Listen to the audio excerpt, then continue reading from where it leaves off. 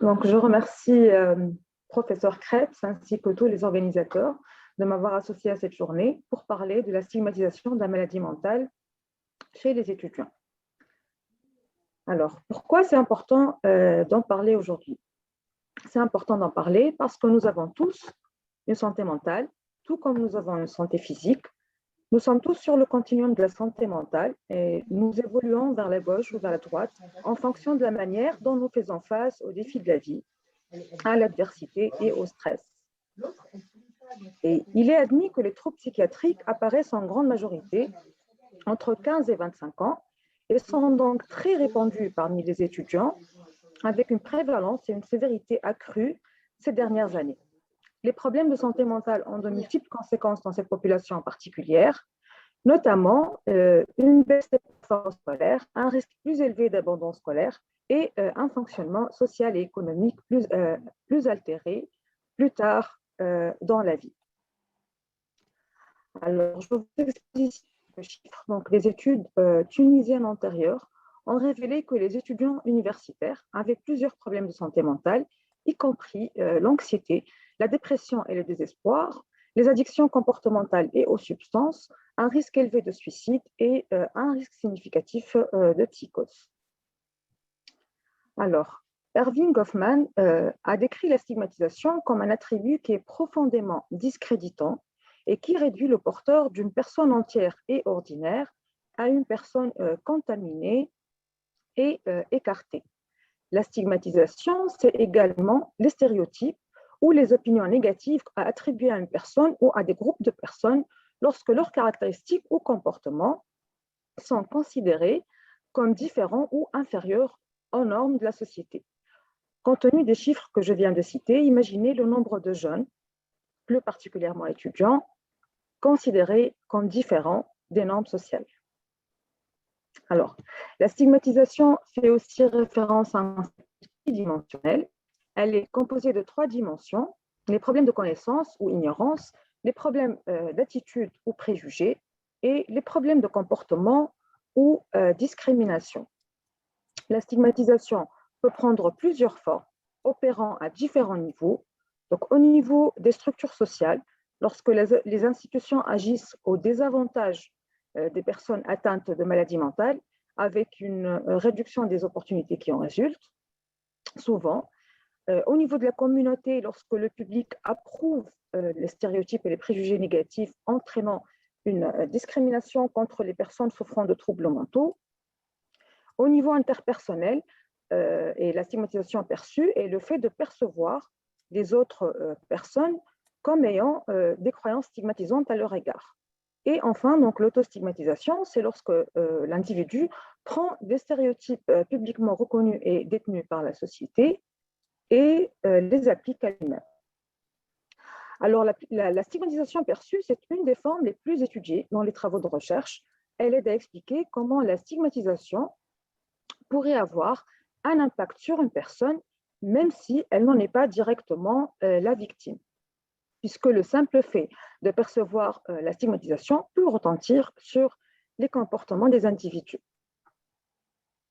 Puis, derrière toute cette facette visible de la stigmatisation, se cache un mécanisme inconscient qui va entraîner la stigmatisation structurelle et banaliser les pratiques stigmatisantes au niveau interpersonnel. Et ce mécanisme ou ce socle de base de la stigmatisation, c'est la culture. La stigmatisation n'est alors pas aussi universelle qu'on le pensait. Elle peut opérer dans différentes cultures de différentes manières. Et les attitudes et les croyances sur la maladie mentale ne peuvent être étudiées que dans un contexte culturel. Alors, je vous expose par exemple brièvement dans ce tableau les résultats d'une étude transculturelle comparative entre la Tunisie et l'Allemagne et qui a objectivé que les Tunisiens avaient plus tendance à approuver les causes psychosociales comme le stress lié au travail ou le manque d'affection parentale comme étant à l'origine des maladies mentales. Il y avait aussi plus de réactions pro-sociales et plus de désir de distance sociale pour les relations proches et familiales du côté tunisien. En ayant tout ceci en tête, je vais vous présenter quelques résultats de nos 2 travaux de recherche sur le sujet. Alors, Dans la première étude, nous avons évalué 714 étudiants de 3 grandes universités du Grand Tunis, ayant un âge moyen de 21 ans environ. Et la stigmatisation a été évaluée à l'aide de 3 échelles contenues dans un questionnaire qui a été créé dans le cadre de la campagne anti-stigmatisation du programme Time to Change du Royaume-Uni. Il a été validé en langue française donc, en 2017 et qui évalue la stigmatisation dans ces 3 dimensions, donc attitude, connaissance et comportement. Alors, nous avons mis en évidence certaines attitudes et comportements stigmatisants dans notre population, donc, puisque 43% étaient d'accord qu'une des principales causes de maladie mentale était un manque d'autodiscipline et de volonté. 43% étaient d'accord que les personnes avec une maladie mentale ont quelque chose qui les différencie facilement des gens normaux. Et 44% pensaient qu'aussitôt qu'une personne montre des signes d'un trouble mental, elle devrait être hospitalisée. 23% des étudiants ont déclaré ne pas être prêts à vivre avec une personne qui a un problème de santé mentale, contre seulement 11% qui n'étaient pas prêts à conserver des liens avec un ami qui a développé un problème de santé mentale. Donc, les étudiants semblaient ainsi plus susceptibles d'accepter les relations distantes plus que les relations proches. Ces résultats étaient concordants avec les données de la littérature et contrairement aux cultures occidentales où la stigmatisation des maladies mentales serait expliquée surtout par une inquiétude du danger potentiel émanant de la personne atteinte de la maladie, en Tunisie, les personnes semblent se concentrer plus sur les capacités de l'individu à remplir le rôle social impliqué dans la relation proposée, notamment les obligations familiales. Alors, concernant les connaissances, 34% des étudiants ne considéraient pas la dépendance aux drogues comme maladie mentale et environ 22% ne considéraient pas la dépression comme maladie mentale. 35% des étudiants n'étaient pas d'accord pour considérer que les médicaments peuvent être un traitement efficace pour des personnes avec des problèmes de santé mentale, alors que 76% étaient d'accord pour l'efficacité de la psychothérapie. Alors, en Tunisie, la population a plus tendance à approuver les causes psychosociales ou religieuses et surnaturelles comme étant à l'origine des maladies mentales, alors que la population occidentale a été exposée au cours de la dernière décennie à des informations sur les théories étiologiques, biochimiques et génétiques des maladies mentales et adhère donc de plus en plus au modèle biomédical des troubles mentaux. Évidemment, l'approbation d'une origine neurobiologique de la maladie mentale serait associée à une acceptation et une adhésion accrue au traitement à base biologique, alors que l'approbation des causes surnaturelles et psychosociales encouragerait plutôt le recours aux sources d'aide informelle. Alors, plus du tiers des étudiants ont considéré qu'il serait peu probable ou très peu probable de demander l'aide d'un professionnel de la santé en cas de problème de santé mentale, et environ un quart des étudiants ont déclaré ne pas se sentir à l'aise de révéler une maladie mentale à leurs amis ou à leurs proches, ce qui n'est pas du tout négligeable, mais concordant avec plusieurs études antérieures portant sur des étudiants universitaires et ayant rapporté que la demande d'aide auprès des professionnels de la santé est considérée en dernier recours ou elle n'est envisagée que lorsque les problèmes deviennent assez sévères. Alors, la comparaison en fonction du genre a trouvé que les femmes avaient de meilleures connaissances en lien avec la stigmatisation liée à la santé mentale, alors que les hommes avaient des attitudes significativement moins stigmatisantes que les femmes. Ces résultats témoigneraient de l'impact différentiel du contexte socioculturel sur les femmes et sur les hommes. Les femmes représenteraient plus fortement l'honneur de leur famille, subiraient plus de conséquences négatives sur leur perspective matrimoniale et sur leur vie conjugale par rapport aux hommes et auraient donc des attitudes plus négatives malgré de meilleures connaissances. Les hommes et les femmes ont rapporté le même degré d'aisance à la divulgation d'une maladie mentale, mais des intentions de recherche d'aide qui étaient plus faibles par rapport aux femmes. Ceci montre que même si les hommes perçoivent des avantages liés à la divulgation, certaines normes sociales et stéréotypes liés au genre masculin dans notre contexte, tels que la force et l'autonomie, seraient incompatibles avec le comportement de recherche d'aide dans notre contexte.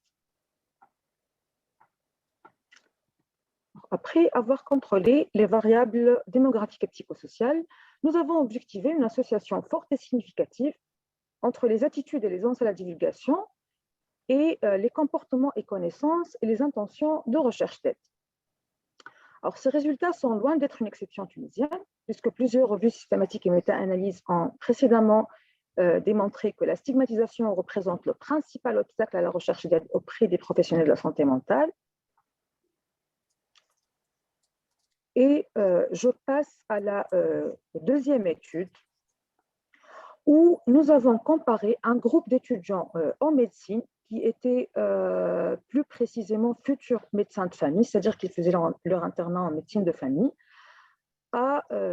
qui étaient comparés à des étudiants des filières non médicales. Alors, la motivation de cette étude était double. Premièrement, le fait que les médecins de famille jouent un rôle clé dans l'accès aux soins de santé mentale, en particulier pour les jeunes au premier stade de la schizophrénie. Et deuxièmement, l'existence de certaines preuves suggérant que les médecins et les étudiants en médecine en particulier auraient des attitudes négatives envers la schizophrénie. Je précise que tous les étudiants en médecine inclus avaient eu au cours de leur formation un cours de schizophrénie et un stage de 3 semaines en psychiatrie en 5e année, et 69% ont fait un stage d'une durée de 2 à 6 mois en psychiatrie au cours de leur internat. Nous avons utilisé un questionnaire sur les attitudes à l'égard de la schizophrénie, conçu par une équipe japonaise.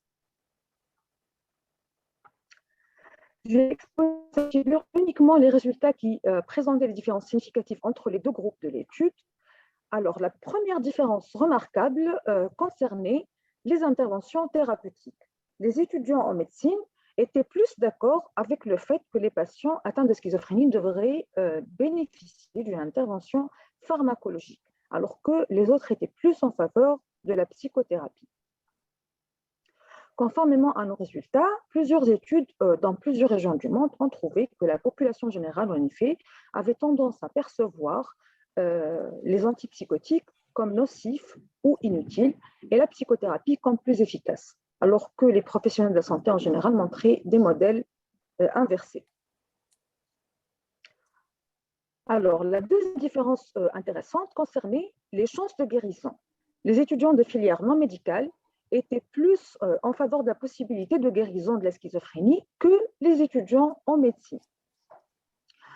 Ces différences tiennent probablement aux spécificités de notre contexte, puisqu'en Tunisie, donc la prise en charge à long terme de la schizophrénie se concentre plus sur le traitement pharmacologique, avec un progrès en général vers de faibles niveaux de... Et nos étudiants en médecine ont été peu ou pas exposés à des interventions axées sur des approches communautaires, avec des services de soins communautaires qui sont presque inexistants en Tunisie. Nous n'avons pas trouvé par ailleurs de différence significative pour la perception de dangerosité et le désir de distance sociale, et le stage de psychiatrie au cours de l'internat en médecine de famille n'a pas joué un rôle significatif dans l'amélioration des attitudes à l'égard de la schizophrénie des étudiants en médecine. Ces résultats suggèrent que des programmes anti-stigmatisation devraient être mis en place dans les facultés de médecine.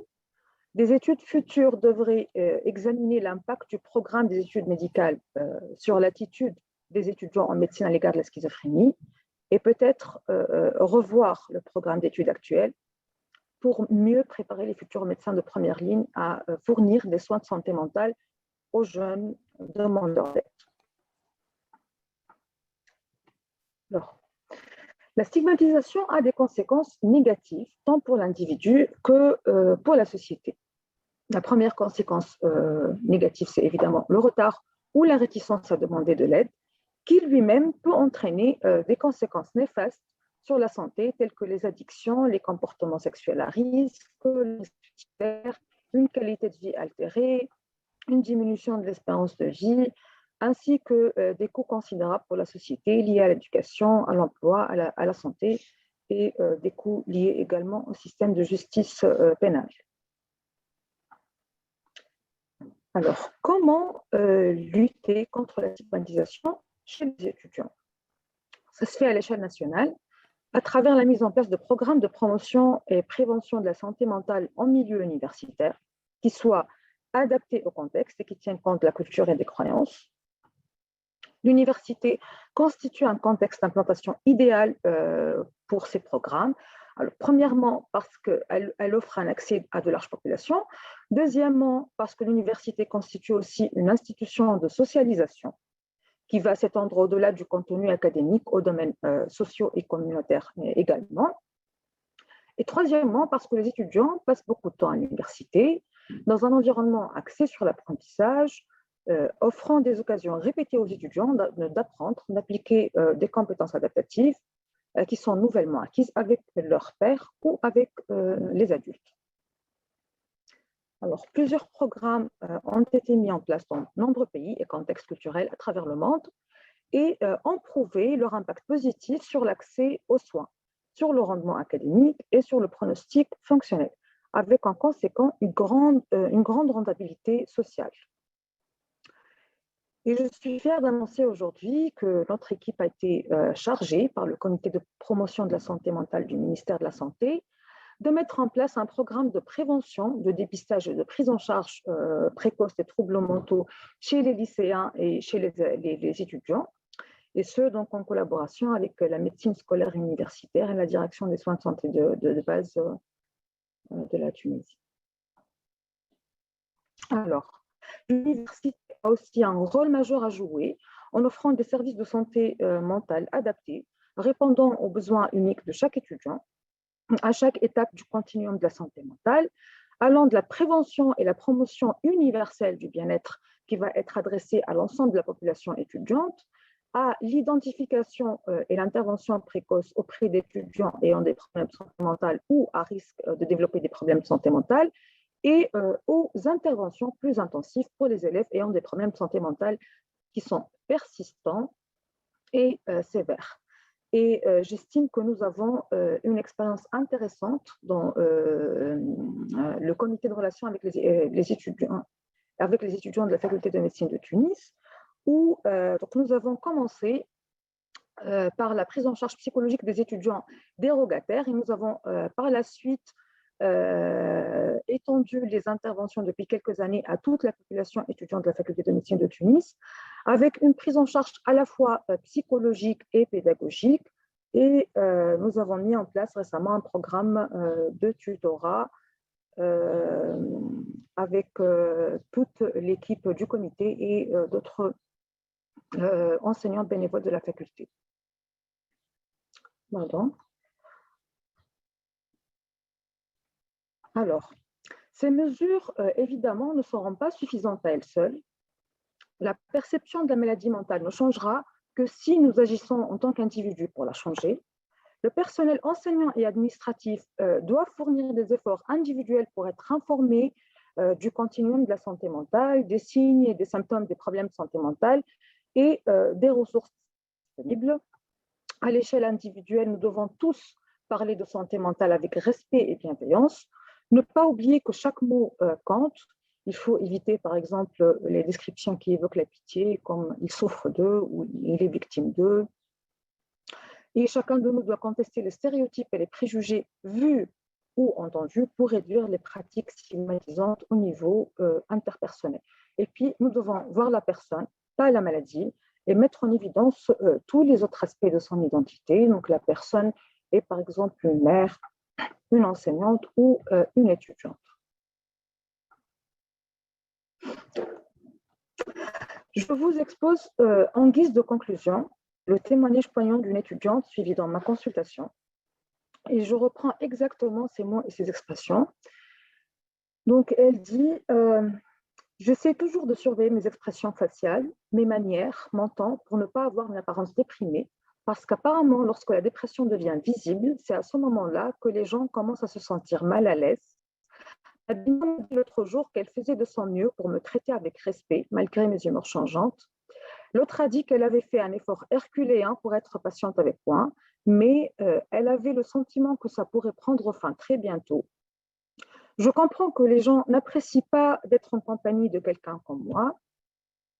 En voulant me confier certains enseignements, l'une d'elles m'a dit: ce genre de choses ne devrait même pas être dévoilé à vos proches, vous risquez d'être montré du doigt. Savez-vous que vous prenez le risque de vous discréditer aux yeux de vos cousines et même aux yeux de vos propres parents? Plus aucun homme ne voudra vous épouser. Une autre enseignante a dit que je surexagérais ma maladie et que je la simulais pour avoir la sympathie des autres, dont je n'étais pas digne. Mon chef de département a fini par me demander, avec une voix désinvolte: est-ce que vous prenez des médicaments pour les fous? Alors, je termine par cette citation de Robin Williams, et je pense que beaucoup de jeunes étudiants livrent aujourd'hui des batailles contre le stress et la pression généralisée dans leur vie quotidienne, des batailles contre l'accroissement général des exigences de performance voulues par la société, contre la multiplication et la facilité d'accès aux produits et comportements addictifs, et contre divers problèmes de santé mentale, au cours d'une période censée être une des plus belles de la vie. Donc, la promotion du bien-être de nos jeunes étudiants est devenue un véritable enjeu de société, et je pense que nous avons tous un rôle à jouer pour les soutenir et leur permettre de s'épanouir dans un environnement éducatif et social exempt de stigmatisation. Et je vous remercie.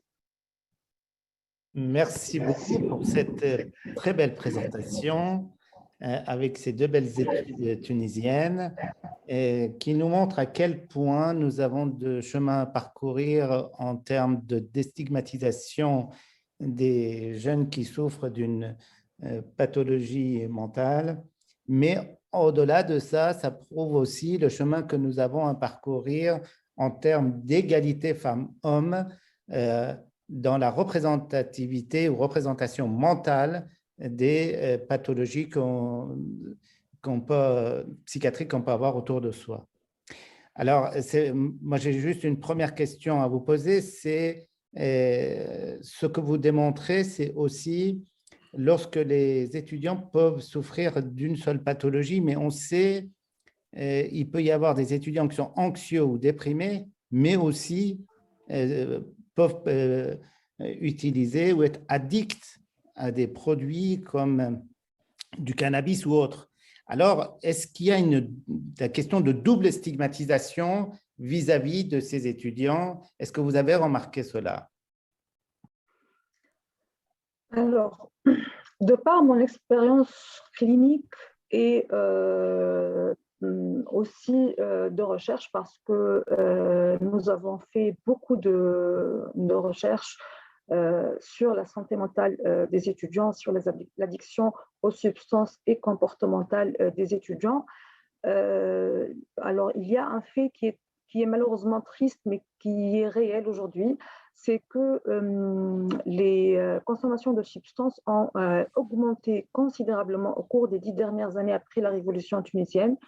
Les substances sont devenues extrêmement accessibles, y compris dans toutes les universités, en fait. Il n'y a pas d'exception du tout, y compris dans la faculté de médecine.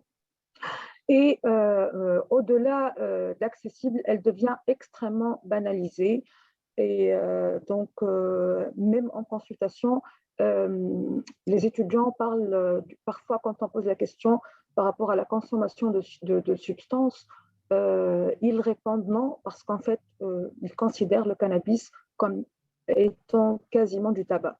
Donc, ils ne considèrent plus le cannabis comme étant une substance addictogène ou qui peut avoir des risques potentiels ou comme étant une addiction en soi. Donc, je ne pense pas aujourd'hui que, malheureusement, dans le contexte de banalisation généralisée, que la consommation de substances soit stigmatisée tant que ça. Merci beaucoup. Est-ce qu'il y a des questions? Oui. Ariel Fragerman, qui n'ose plus prendre la parole, demandait si, madame, vous aviez des données sur la manière dont sont perçus les psychiatres en Tunisie, notamment par les étudiants en médecine. Alors non, on n'a pas d'études sur la perception sur comment sont perçus les psychiatres. Non, je ne pense pas qu'il puisse y avoir des données sur ça. D'autres questions?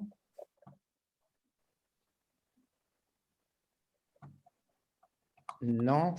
Bon, juste… Pardon, Oui, si Mario dit, bon, d'abord, vraiment féliciter Feten pour cette magnifique présentation et aussi tout ce travail. J'ai dit en off à l'ensemble des conférenciers que je trouverais très intéressant de faire une étude transculturelle en reprenant en fait les outils utilisés dans la francophonie. Puisqu'au fond, il y a une grande diversité de perceptions, mais je pense qu'on prendrait effectivement vraiment cher dans tous les pays, il y a vraiment des gros progrès à faire. Je voulais aussi je suis très sensible à la citation de Robin Williams, dont vous savez tous qu'il a arrêté de nous faire rire le jour où il a décidé alors pas commettre, mais se donner la mort. Et ça nous fait effectivement réfléchir parce que le témoignage est tout à fait frappant. Effectivement, on ne peut pas en parler et c'est double peine ou triple peine et réellement important. Je me posais la question de savoir si il y avait des différences importantes entre hommes et femmes dans ces résultats. Et aussi, est-ce que les femmes ont plus répondu, les étudiantes ont plus répondu que les étudiants? Je me faisais cette réflexion. Est-ce que vous avez des données là-dessus? Alors, oui, par rapport il y avait des différences en fonction du genre, j'en ai parlé tout à l'heure, donc on a objectivé en effet des différences en fonction du genre qu'on a essayé d'expliquer en fonction de notre contexte parce que c'était pas très… par exemple, on a trouvé que les femmes avaient plus de connaissances, mais avaient aussi avaient plus d'attitudes stigmatisantes que les hommes. Et ça témoigne effectivement du poids énorme du contexte culturel sur les femmes, entre autres. Mais nous n'avons pas trouvé de différence par rapport aux intentions de recherche d'aide. Il n'y avait pas de différence en fonction du genre par rapport à la divulgation, pardon, par rapport aux intentions de recherche d'aide, s'il y avait une différence. Donc, je les ai exposées tout à l'heure dans la présentation. Et en termes de réponse au questionnaire, parce que je me pose toujours la question des biais. Alors, par rapport aux réponses au questionnaire, on a toujours une proportion, on a toujours plus de femmes, environ entre 60 et 70% de femmes, mais c'est lié à la disproportion hommes-femmes au sein des universités, parce qu'aujourd'hui, dans tous les établissements quasiment de la Tunisie, on a, surtout au niveau de l'université, on a 2 tiers de femmes et 1 tiers d'hommes. La disproportion existe statistiquement déjà. Donc, on a un effectif qui est représentatif de la… Mais non, nous n'avons pas constaté, notamment dans les études de terrain, nous n'avons pas constaté particulièrement plus de réticence à répondre aux questions chez les hommes. Merci. Une dernière question. Avez-vous pu établir des corrélations spécifiques entre santé mentale et santé physique des étudiants? Santé mentale et santé physique, non, ça n'a pas fait l'objet non, ça n'a pas été un objectif dans ces études, ni dans d'autres études, mais ça serait intéressant à évaluer. Effectivement, dans les différentes études, nous avons uniquement recensé les antécédents médicaux déjà diagnostiqués et existants, pas la santé physique perçue ou l'état de santé général perçu. Nous n'avons pas objectivé auparavant d'association entre les antécédents médicaux des étudiants et la santé, les déterminants de santé mentale. Très bien, merci. Merci beaucoup. Juste pour aller dans le sens de ce que disait professeur Mario Dilkrebs, que c'est vrai qu'une étude transculturelle serait intéressante et nous, on sera très partants pour la réaliser parce que, voyez-vous, une équipe américaine et particulièrement une équipe belge de Pierre Morage avec qui on travaille ont démontré qu'à partir des étudiants de médecine, mais particulièrement par la suite chez les médecins, que ce soit généralistes, hépatogastroentérologie, psychiatrique, etc., la présence d'une pathologie mentale et une addiction double engendrait 10% de fautes dans la prescription médicale. Et cela engendre ce qu'on appelle la déshumanisation, un concept sur lequel on travaille. Et je pense que là aussi, il y a quelque chose à faire pour justement lutter contre la déstigmatisation, qui est le point de départ de la déshumanisation par la suite.